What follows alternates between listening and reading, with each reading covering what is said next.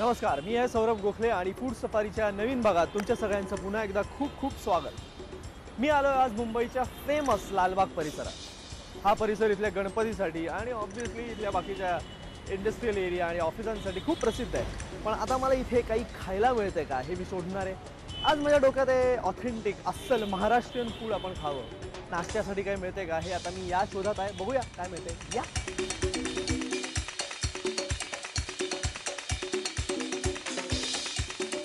ताई इथे लाडू सम्राट कुठे आहे? तुम्ही थोडं पुढे गेलात ना हां. की लेफ्ट साइडला आहे. Okay, thank you. आता मी येऊन पोहोचलोय मुंबईच्या प्रसिद्ध लालबाग परिसरात। हा परिसर इथल्या गणेश मंडळांसाठी अत्यंत प्रसिद्ध आहे। मी इथे आल्यावर विचार केला की इथे जर अस्सल महाराष्ट्रीयन मराठमोळं खाणं जर खायला मिळालं तर फार मजा येईल। मी जरा इकडे तिकडे विचारलं आणि मग माझ्या लक्षात आलं की इथे इथल्या गणेश मंडळांनी इतकीच फेमस एक खाण्याची जागा आहे, ती म्हणजे लाडू सम्राट। तर या लाडू सम्राटमध्ये आता काय मिळतं, याची स्पेशालिटी काय आहे ते आपण प्रत्यक्ष बघूया या।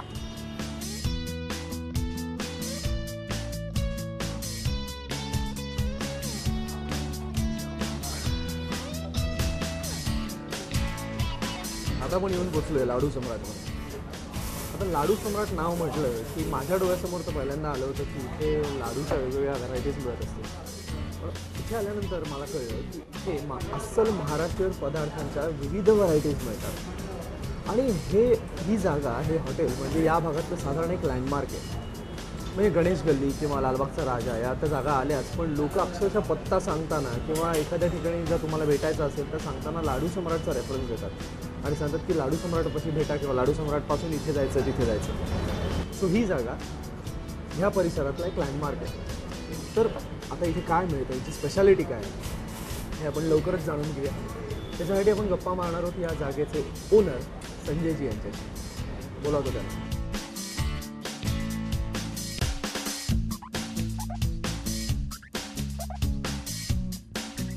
तर आता आपण जाणून घेऊया लाडू सम्राटच्या परंपरेविषयी।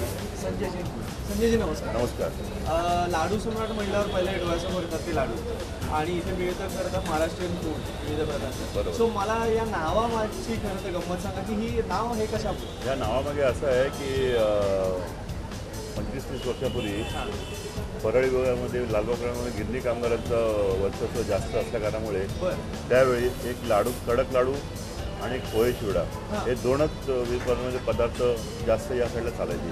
अच्छा, बरं। आणि त्यानंतर आमच्या मराठी मुंबई लाडू सम्राटमध्ये मराठी पद्धत, जास्त करून मराठी पद्धत आहे, जेणेकरून जे फक्त इथेच मिळतात आमच्या लाडू सम्राटमध्ये। अरे वा, मग साधारण आता ह्याची सुरुवात कधीपासून झाली, कुठल्या सालात? 1967 साली याची सुरुवात झाली आहे। बरं बरं। आणि तेव्हा इनिशियली हा मेन्यू काय होता? त्यावेळी जनरेशनच्या हिशोबाने फक्त एक 2-3 मेनू होते। एक कडक लाडू, पोहे चिवडा, बटाटा वडा आणि किवडी। अच्छा, आणि मग नंतर त्यानंतर एक 15-20 वर्षांनी जनरेशनच्या नुसार बटाटा वडा आला, कोथिंबीर वडी आली, थालीपीठ आला, पियूष, मँगो लस्सी, विविध प्रकारचे मराठी आयटम आम्ही त्यानंतर हळूहळू आम्ही सर्व।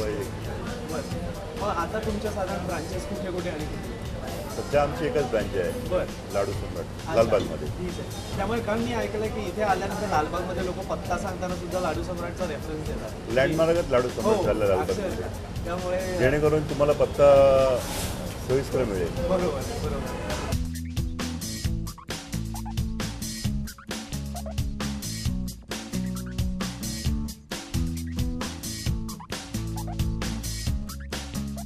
आता मी टेस्ट करतो सगळं काय। लाडू सम्राटमध्ये आल्यानंतर प्रथम गिऱ्हाईक बटाटावडी ऑर्डर दिल्यानंतर पुढचा मेनू सांगतो। बरं, अच्छा, म्हणजे आल्या पहिल्या एवढी मस्ट आहे खासियत आमची बटाटावडी। या बात।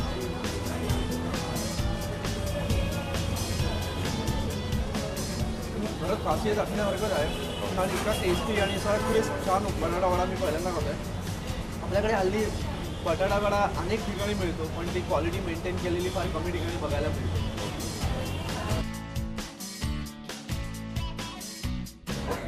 मिसळ हा एक असा माझा आवडता पदार्थ आहे। मी अनंत ठिकाणी जाऊन सगळीकडे मिसळ पहिली ट्राय करतो।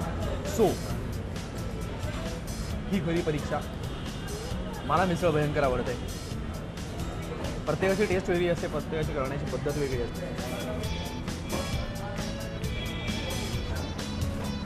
क्या बात आहे. मला मिसळीबद्दल जो खरा प्रकार आवडतो, खरी जर मिसळ म्हणलं तर त्यात पोहे असले पाहिजेत, ते यात आहे. ती अशी जळजळीत नाही पण खूप टेस्टी आहे, अत्यंत चटकदार. तुम्हाला खात्री आहे की खाल्ल्यानंतर तुम्हाला आधी बघून वाटेल की अरे जळजळीत वाटतं का काय, पण नाही. अत्यंत टेस्टी आहे, अत्यंत हेल्दी आहे. पोहे आहेत त्यात, छान बटाट्याची भाजी आहे थोडीशी. ह्यानी तुम्हाला त्रास नक्की होणार नाही. खाऊन बघा.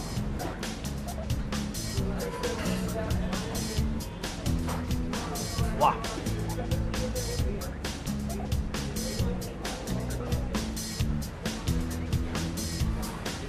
बात आहे. या दहीवड्याची टेस्ट अतिशय उत्तम आहे. एक तर बरेच वेळा आपण दहीवडा खायला गेलो तो खूप गच्च गोळा, हेवी आणि खूप साखर असलेलं अत्यंत गोड असं दही, असं जनरल कॉम्बिनेशन आपल्याला बऱ्याच ठिकाणी खायला मिळतं. पण हे तसं नाही आहे. This is a very balanced dish. ह्याच्यात वड्याची टेस्ट आणि त्या दह्याची टेस्ट ही एकमेकाला कुठे मारक ठरत नाही आहे. दोन्हीची टेस्ट तुम्हाला एन्जॉय करता येते. आणि हा दहीवडा खरंच अत्यंत लाईट आहे.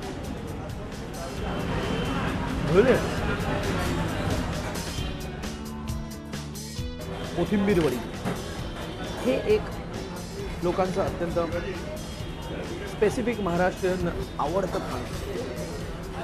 आणि माझ्या मते कोथिंबीर वडी करणं आणि आता टेस्ट एका प्रकारची असणं हे फार ट्रिकी बिझनेस असावा.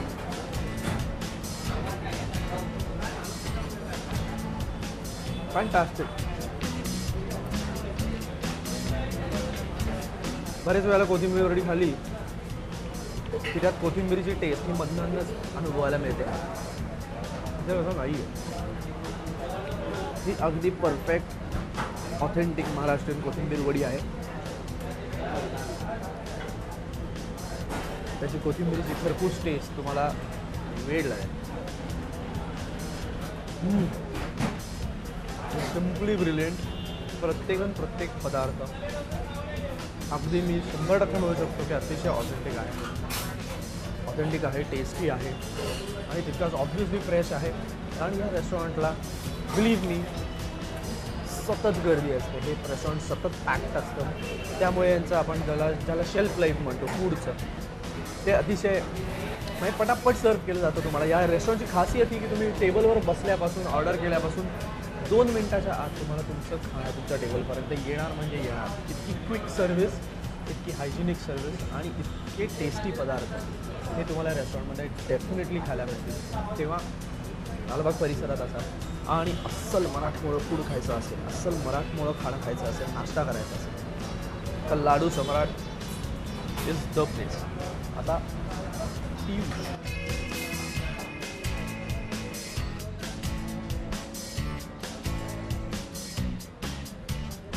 फॅन्टास्टिक. आत्ता इथे असलेल्या भयंकर उन्हाळ्यात हिच्यासारखं सुख नाही. वाव.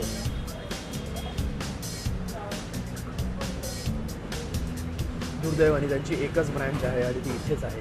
नाहीतर मी मला वाटतं पियुषचा रोजचा रतीबही लावला असता. जसं आपल्याकडे रोज सकाळी दूधवाला येतो तसं मी पियुषची एक पिशवी आणून द्या अशी मी कदाचित ऑर्डरही लावली असते.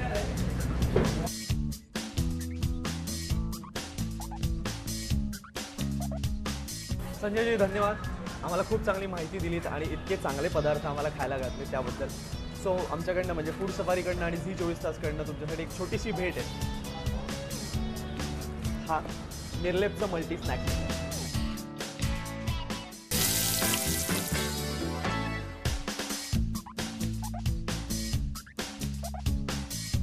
लाडू सम्राटच्या प्रसिद्ध आणि अत्यंत चविष्ट पदार्थांवर खूप ताव मारल्यानंतर वेळ आहे आपल्या पुढच्या रेस्टॉरंटकडे जायची. बघूया काय सापडतंय, कुठलं क्युझिन सापडतंय आणि त्यांची स्पेशालिटी काय. या